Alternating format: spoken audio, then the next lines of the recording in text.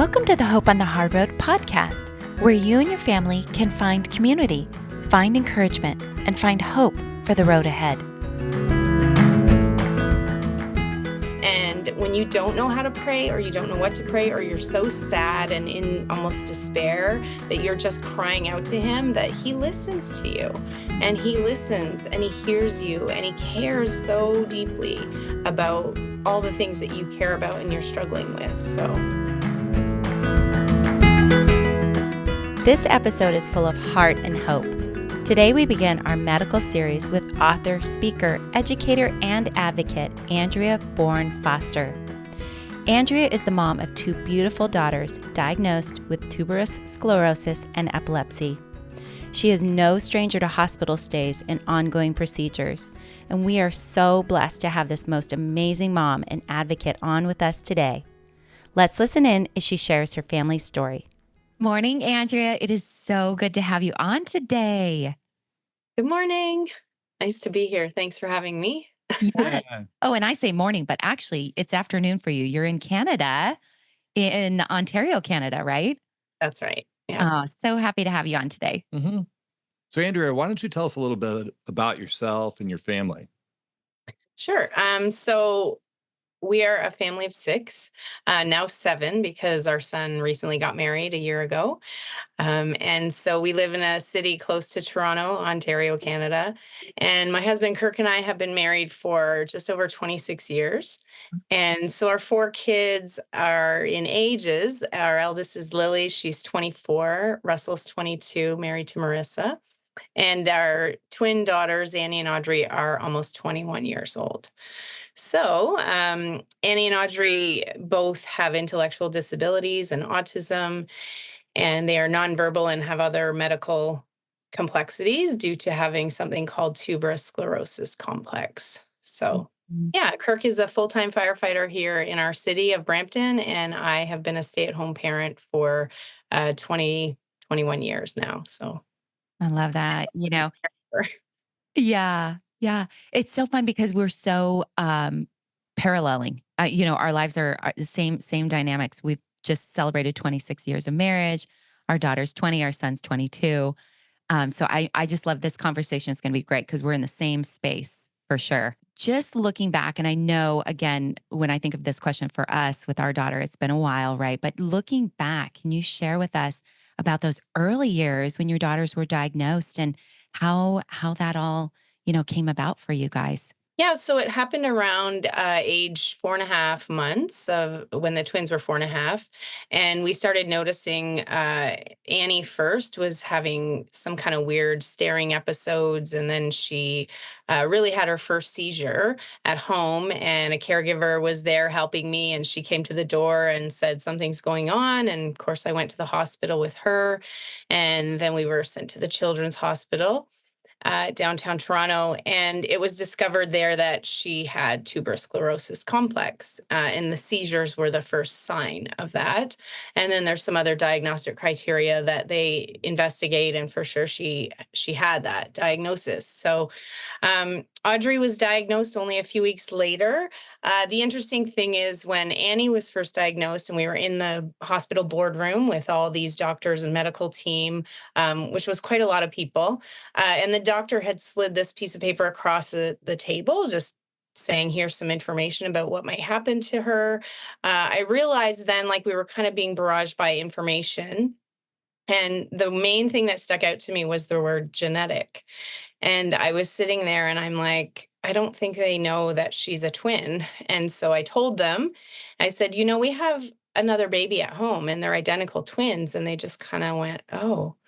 And literally I thought, oh my gosh, this is bad news. Like, and then of course they say, oh, are you sure they're identical? Which, sometimes people don't know for sure if their babies are identical. And we did know. And anyway, so it was, it was kind of surreal, all of that happening at the time. And it was just sort of like one of those things where we thought, well, we didn't know what TSC was going to mean for our girls, because it's quite a broad spectrum disease. Mm. So yeah, that's kind of how it was initially.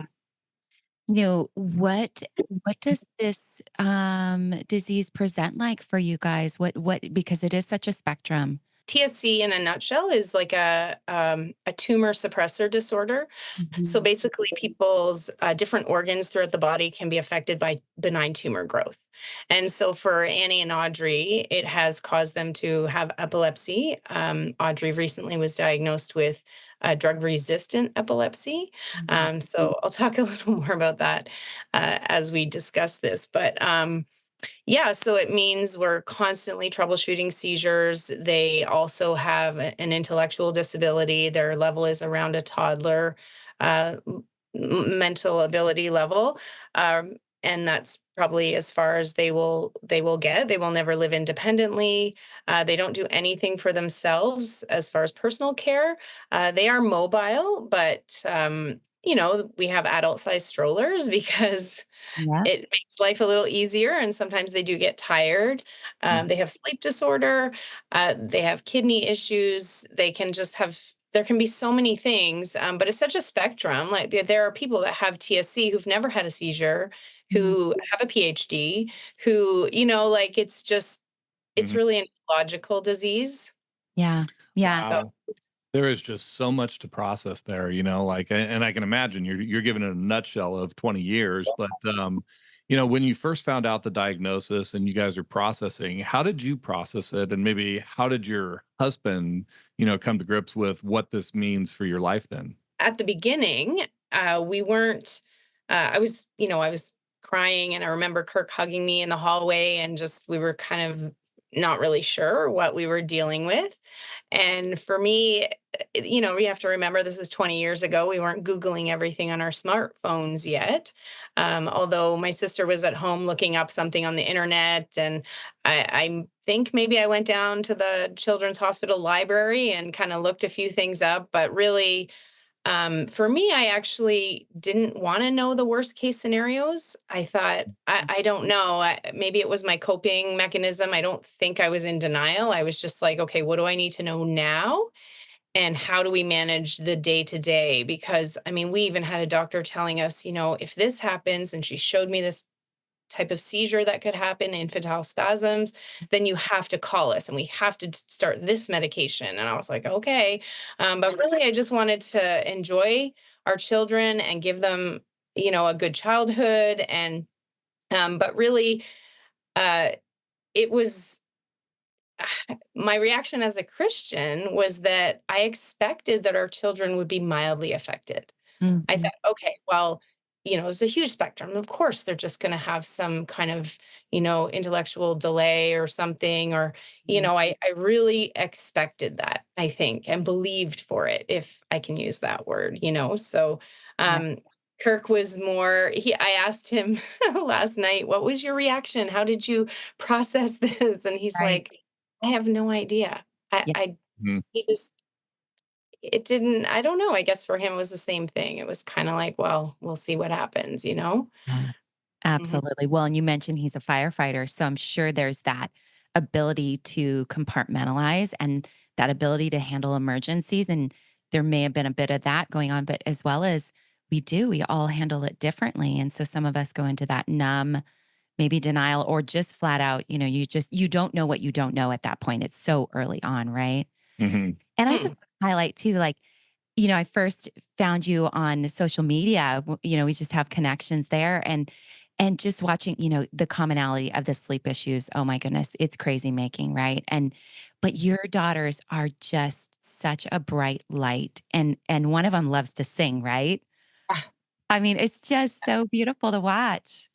yeah, yeah, she does. And that's one of the hard things with even the last few years, how she's been kind of regressing or losing some abilities. It's not really, TSC is not really a degenerative disease, but there's a lot of medications that my girls have had to take their entire lives. And even more over the last few years as Audrey's become more drug resistant. Um, so yeah, it's, when she does have those moments again of singing, I'm always whipping out the phone and I'm thinking, oh my gosh, look, it's like, so yeah, there are those moments that are really, really special and sweet. Yeah, Mhm. yeah. there's not just the spouses, right? There's also the others in the family, and that in our case, it's the siblings, the kids that we also are raising their siblings. And so, how did you see that affect them when they were younger? And then how, would you give any advice for how to sort of tend to the hearts of the siblings as you raise them? Because you now have these adult siblings that you're looking at, and even, someone married into the family. So, Yeah, so I would say like our older two kids are pretty amazing human beings. Um, as with many children who are siblings of kids with special needs, our kids learned to recognize kind of when things were escalating or they were hard or were really trying to figure something out that's a crisis situation or whatever. We didn't always respond the best. We're not perfect.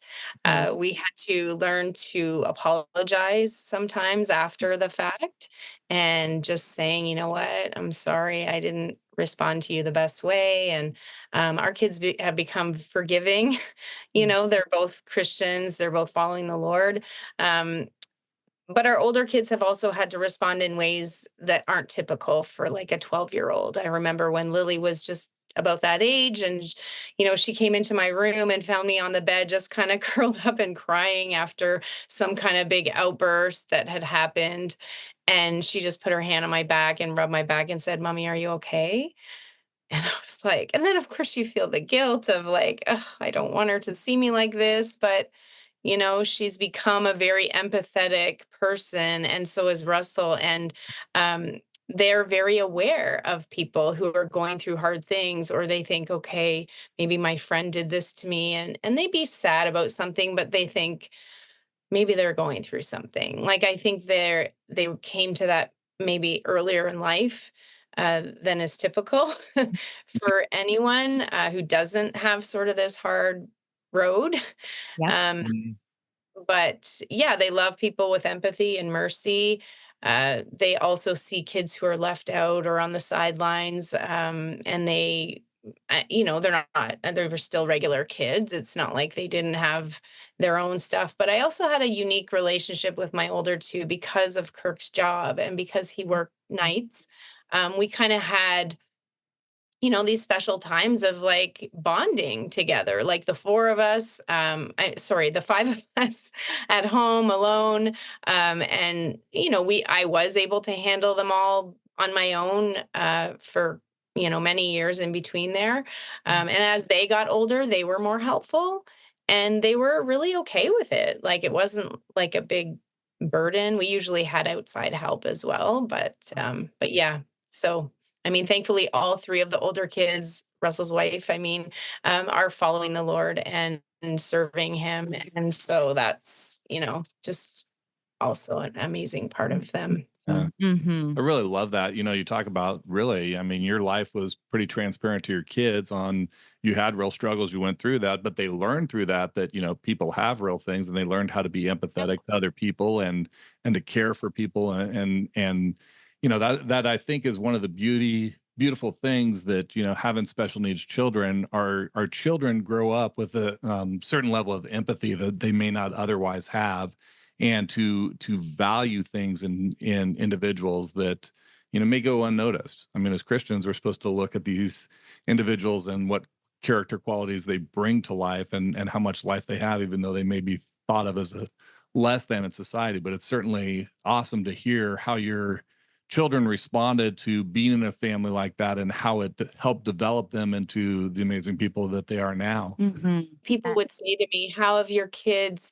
Do you think they didn't get to do as much, or did they lose out or get overlooked?" And my mom is the one who always says like, "No, I feel like they got more of you Yeah. because sometimes we did just stay home. I mean, we can't complain. We live in a beautiful home, a nice neighborhood. We have a swimming pool. Like, we're very fortunate and blessed and thankful for what we have. And I mean, during the pandemic, it was like we were all at home Yes. and just we were lamenting losing our caregiving support. Yeah. I was very aware that like this is the end of childhood. And I was like soaking it in with them, right? And they just stepped up and helped where they had to. And so, yeah, like either you can feel guilty or overly guilty, I think, as parents, but it's okay to have a more simple life. And Love that.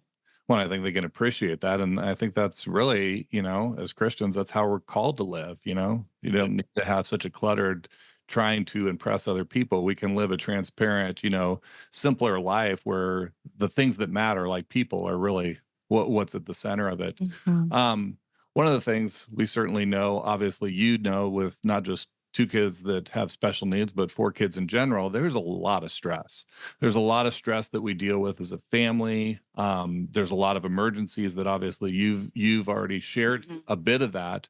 How would you, or maybe what advice would you have for parents on dealing with stress, and what kind of got you through those really challenging times where you're in the hospital, in and out, and trying to keep the family all together?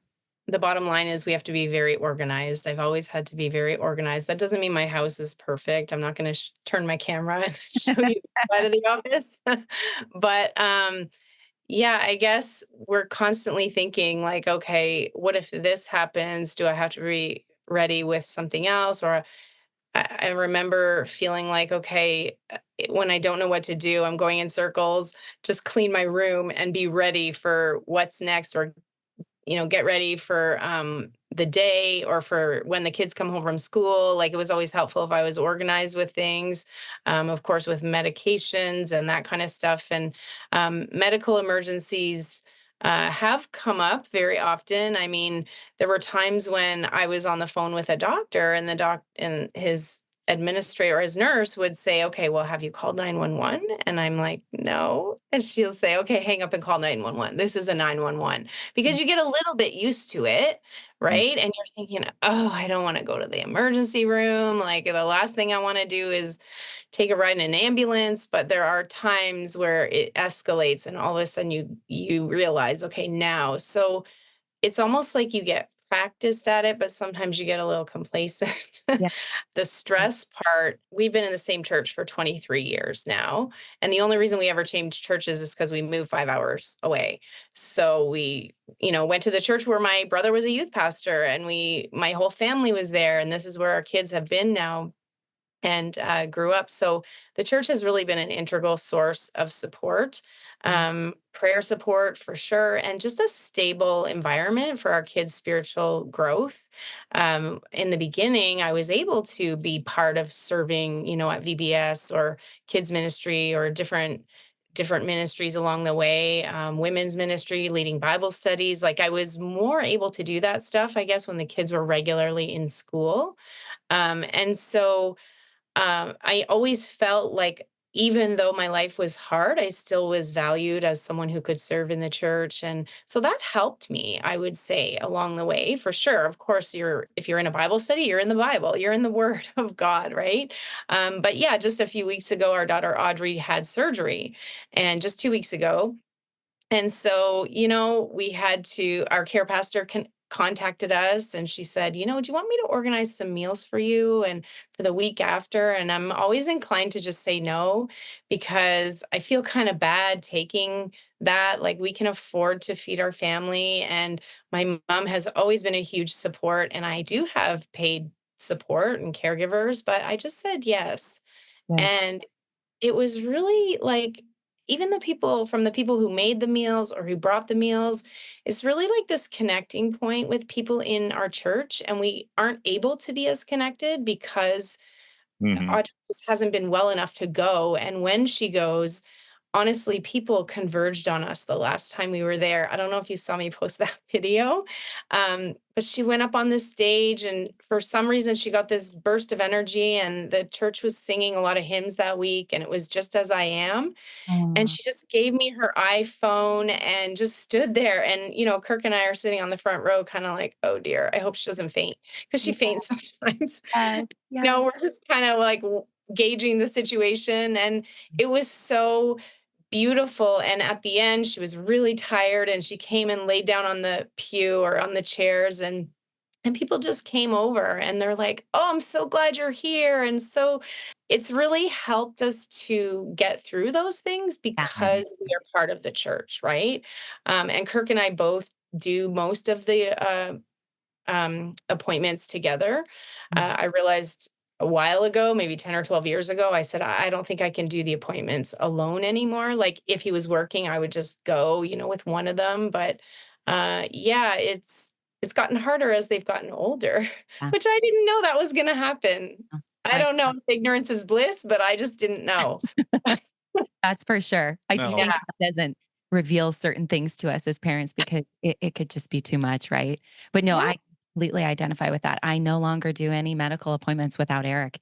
It's typically a two-person job. When you realize how Yeah. much the special needs journey becomes in a marriage, an avenue to become a team together, and Hmm. you know, Yeah. being able to see each other's strengths, but also to be there together. I mean, IEPs is another thing. I mean, medical things you talked about, but coming into the education process and being there together is a much better situation all the way around in terms of getting the support than by themselves. So yeah, Mhm. that's awesome to hear you guys talk about that. And one more thing on that, I think we get really exhausted with relaying the information. Oh, yeah. Like on a practical level, it's like, no, you just need to be there. Or he'll be in the room and I have a Zoom call with a doctor and I'm like, oh yeah, Kirk's right here. And he's hearing it. He doesn't have to be on the camera necessarily, but yeah, it's just exhausting all the information relay. Absolutely, Agree with that. absolutely. And I don't think you are off topic at all to talk about how much your church is integral to that stress management, right? I mean, it's at the core, really. I mean, it's where you draw your strength from, is the Lord and those around that are in the body of Christ. And I just love that you said that. Just kind of diving into that subject, like there's so much to balance. Like, how do you balance the needs of caring for two daughters, not just one, but two, and work and that can be anything, right? And your marriage and the other siblings, family needs, and then your own self-care. How do you find you're balancing that? And are there any kind of helpful hints you have for our listeners too? Well, I would say it was around like back in 2011 when I really started thinking about all the things that were happening and how I was managing to cope. I was feeling a little overwhelmed, but um, I knew that I really had to stay grounded in the Word of God, and I stayed connected with my church, with the women in my church, especially.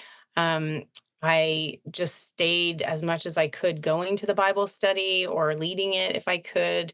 But really, so yeah, it was being in the Word of God. Like it's nothing new that we don't hear, but I find now I think of, a devotional time as a lifeline. It's really not about being good or doing the right thing every day or, because it doesn't always happen for us first thing in the morning. Although I do love it when it does. And it feels like God just gives me that sometimes. And I'm like, okay, yeah, I should be in my Bible, not Facebook. Right. Like first thing, even for a few minutes. Right. So it's not like rocket science Mhm. or anything that people haven't probably heard. But it was also when my first articles, when I started writing, I contacted um, an old chaplain of mine from Bible College, and he was the editor of this Christian magazine. And I just said, hey, I think I have a story to tell, and would you be interested in helping me write these articles? And he had them published in that magazine, like 3 different articles. And so that really gave me the confidence also um, to go on and do my education. I guess my primary job is like I joke that I went to school for a job that doesn't exist, and it kind of now does. But my primary job is being a parent caregiver, right? So I balance things with really exercise, eating healthy, trying my best to do that, and knowing when I just have to retreat upstairs and like actually lay down and take a nap even. Or Annie loves to nap, so sometimes it's like, "Oh, she needs a rest. Do you want a nap, Annie?" And she, kind of makes me go off and rest for an hour, which everybody is willing to do that job. I'm not sure it's all balanced entirely, but I feel like I don't know, God just kind of the Holy Spirit speaks to us and says, "You need to do this now, and that can wait." So it's really letting him kind of show me where I need to keep things kind of on track. So Well, I Love think that. I think that's huge. So often we can wake up and there's all kinds of stuff that already need to be done, you know, Mhm. and prioritizing some time and yet not being some kind of legalistic that I got to do it, otherwise I'm off on some bad track or something. But trying to prioritize time to actually get you in the right mental frame and let him fill you so that you can do and serve your family and so forth like that. Mm. Probably, piggybacking on that, what have you guys done together as a marriage to also, put that into your marriage, take care of your marriage? You have 4 kids. It's a busy, busy life. Maybe you could elaborate on that a Yeah. little. One of the main things that we get to do is to attend, and I've spoken at a few times at a special needs parents retreat, Love that. which is put on by a big church, Woodside Bible Church in Michigan. Mhm. And it's just a 4-hour drive for us, which to us, a 4-hour drive alone is like dreamy, right? So Right. people say, wow, you came so far. And I'm like, oh, it would seem like nothing. Um, but yeah, so things like that, sort of making sure we don't have like a set date night or anything like that. Like we wish we kind of could, because we really have been, I would say in the last 6 years, kind of in a semi-crisis mode with Audrey specifically. Yeah. Um, but we do kind of just even sit together and have coffee and talk and just kind of debrief on things. And we kind of, I mean, it's not like we're perfect. We still, Yep. bicker about little things and whatever. But I mean, just kind of communicating openly and saying, you know what, my energy level is low right now. Can I just go and take a rest or go for a walk? And Kirk is very, very good about that, letting me, or not letting me, but encouraging me. He's like, Yeah. yeah, go for a walk, go, whatever you need to do. And um, he's just recently had to or chose to actually work a day shift now in the firefighting training division, which is very new for us.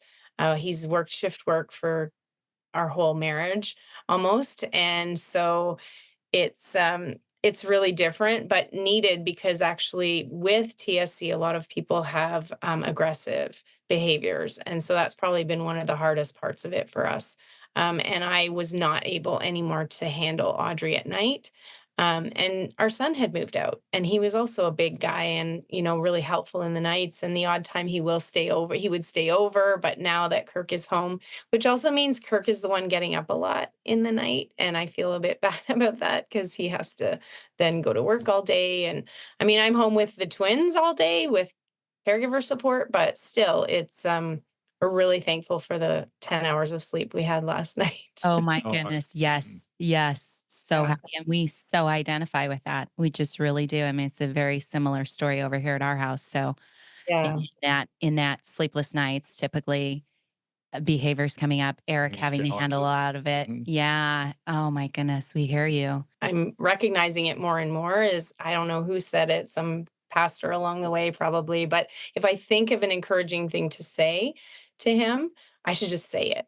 Mm. Like, as corny as I might feel saying it, or, he'll often write me things in a card in Yeah. jot form, like point form. He's really cute. He's always written me things like that. But it's like thought out, like he thinks these things and he says them or he writes them. But also, and this is my downfall, is I am aware that like I have done a lot of the primary caregiving. And so when Kirk is doing things, I'm correcting him or saying, actually, we're doing it like this now because something's changed. He's like, oh, I can't keep up. Yeah. Like, or I just can't do it right. And I'm like, I know, I'm sorry. Like, I just have to let go and and we communicate through a book all the time. We have a communication book about So what good. meds were given when, and we have to check because we have other caregivers too. Mhm. Am I remembering that somebody had that pill or this or whatever? I don't know. Was that yesterday? Right. Because it's the same thing every day, but I actually don't know unless I checked it off on the list. So, Absolutely. Mhm. No, I mean, that's just wisdom, really, you know? And I love the fact that you're talking about, giving those positive feedbacks to your spouse because we just kind of get in this route march of doing, right? And especially because there's so many medical needs. And so to take that time and compliment your spouse and go outside of that box is beautiful. It really, really is. And I think saying thank you as well. That is something I say to young couples who are just getting married. I'm like, don't forget to say thank you. Thank you for dinner. Thanks for fixing the car. Like, it just kind of like, okay, maybe it was their job that day, but Mm. I don't know. It just kind of makes a difference in your marriage. Mhm. Yeah, No, it's good it really advice, without a does. doubt. There's so much involved when you're living this medical life, right?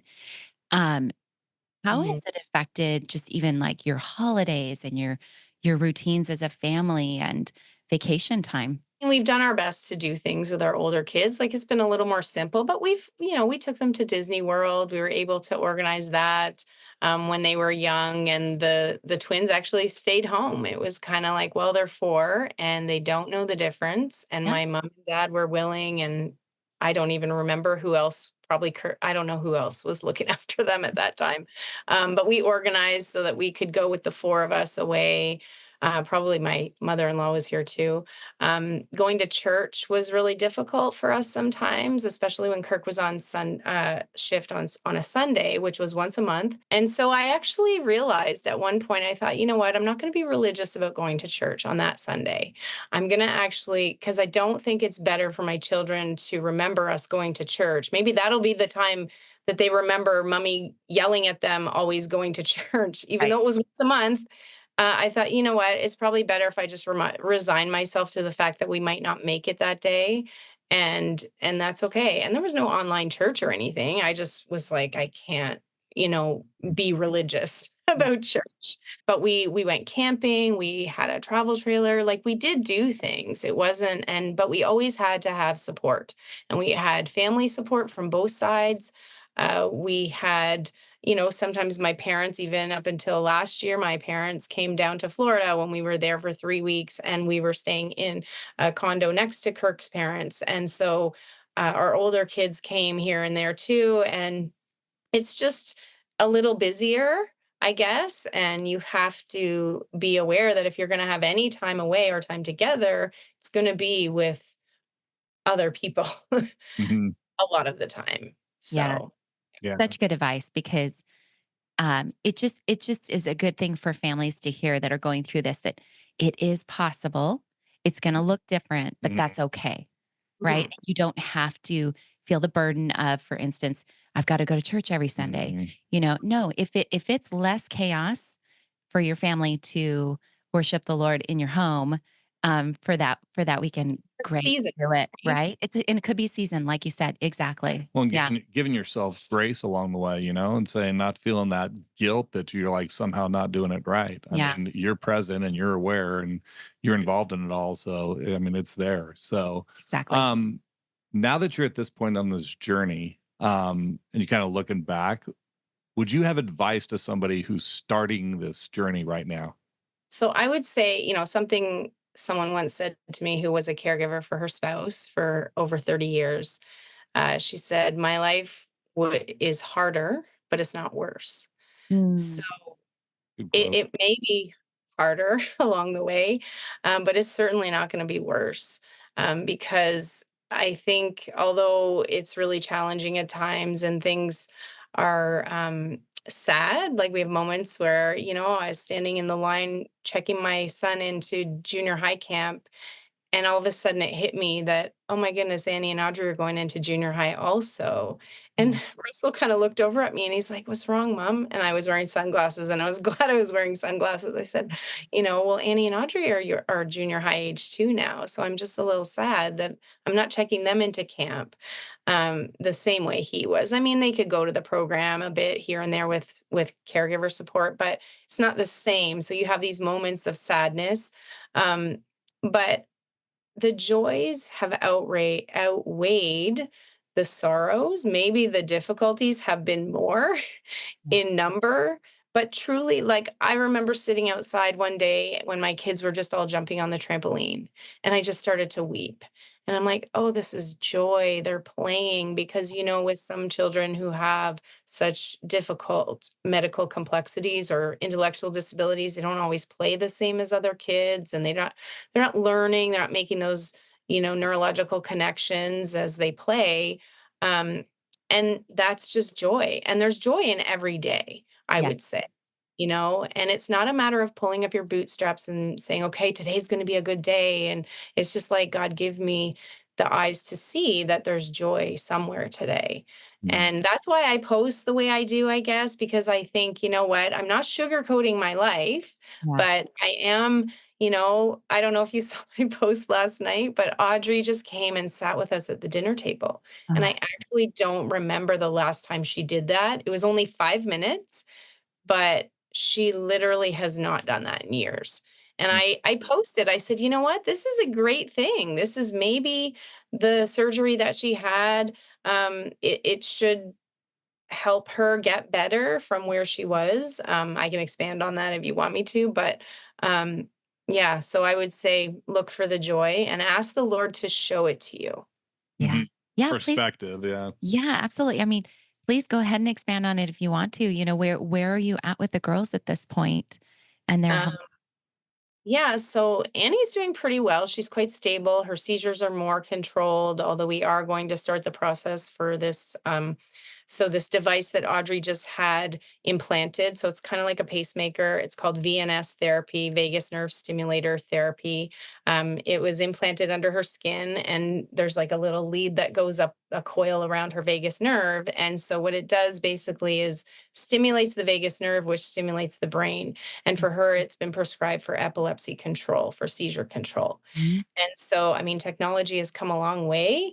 And, of course, as I post about it, there's people whose kids have it, people who themselves have it. Either they have epilepsy or they have TSC with epilepsy. And so we're seeing like positive things already, and it's very early. It's programmed to increase the number of amps, I guess is what it releases in her body. And so we're really hopeful. I feel like before this, I was praying. I'm like, God, I feel like my faith is weak and I don't not believe that you can heal them. I believe that, but I need you to help my unbelief. Oh, yeah. Mm. Oh, yeah. I I I'm putting a lot of stake in this little thing that maybe you have led us to, and I don't know what the surgery system is like where you live, but for us, our doctors did not expect her to get a surgery date until the fall, like well into the fall, and she got it in July. And so, there's a lot of people praying. And I said to the nephrologist, I said, "Well, we have a lot of people praying for her," and he just went, "Oh, okay." And I just said, I can't, I feel so excited for that she's not just going to be surviving now and possibly declining, Yes. that we have hope that she's going to thrive again. And that doesn't mean she's going to get necessarily healed or become, more intellectually able or whatever. But contentment is huge, Yeah. right? That is kind of what we're after. So, Yeah. Oh gosh, thank you so much for sharing. On that note of hope, we always like to ask this question of our guests, and that is, what is one thing that you'd like to share with our listeners to help encourage them and to help bring hope for their road ahead? yeah, so I would say God listens to us. Mm. Um, Way back when I was a young mom wrestling with all these questions, I kept thinking about Jeremiah 29:11. And, for I know the plans I have for you, plans to prosper you, not to harm you, plans to give you hope in a future. And I was questioning, I was asking God questions, and I was saying, what does that mean for people with such an intellectual disability or people who can't cognitively grasp the gospel because they can't, right? What does that mean for their future? Do you have hope? Do you have a plan for their future too? And then it prompted me to go to that scripture. And then I started reading verse 12. And it says, then you will call on me and come and pray to me, and I will listen to you. Mm. And that verse just, and I went and did the whole exegesis of that verse. And I was like, what was Jeremiah saying to the people? And kind of read it in context and everything. And I would just say to remember that Jesus is sitting down at the right hand of the Father and he is praying for you. He is intercessing for you. And when you don't know how to pray or you don't know what to pray, or you're so sad and in almost despair that you're just crying out to him, that he listens to you and Mhm. he listens and he hears you and he cares so deeply about all the things that you care about and you're struggling with. So, I Yeah. love that. That Oh, is hope. gosh. Yes. Andrea, thank you so much for sharing. Thank you for sharing your family's story, your girl's story, and just bringing hope into this picture for these families that are dealing with medical needs and constantly in the hospital with a lot of extra stress added to their lives. This has just been such a blessing. And I know our listeners are going to love hearing from you. So thanks for coming on. Thank you so much for having me. You bet. Check out the show notes to find resources and contact information for today's episode. Yeah, and if you like the podcast, please share it with others and be sure to follow us so you won't miss an episode. We love to hear from our listeners, so leave us a comment or rating and connect with us on social media or on our website at hopeonthehardroad.org.